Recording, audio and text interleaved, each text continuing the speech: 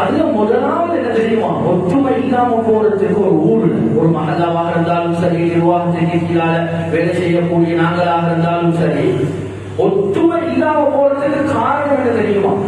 அதுல முதலாவது காரணம் தான்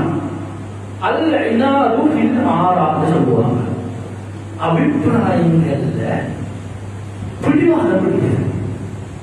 நான் சொல்றதுதான் சரி, நீ சொல்றது பிழை, ஓட கருத்துக்க சரி வராது, அல்லது நீ ஒரு சின்ன ஆள், உனக்கு முடிவு செய்ய தெரியாது, நீ தலைமைத்துவத்திற்கு தகுதி இல்லாதது, நீ நிர்வாகத்திற்கு தகுதி இல்லாதது, இப்படி இந்த விமர்சனங்கள் இருக்கிறார், இந்த பிடிவாதம் இருக்கிறானே, இதுதான் அடிப்படை சமூகம் துண்டு துண்டாக பிரிஞ்சு ஒத்துமை இல்லாத வாழறதுக்கு காரணம் தான்.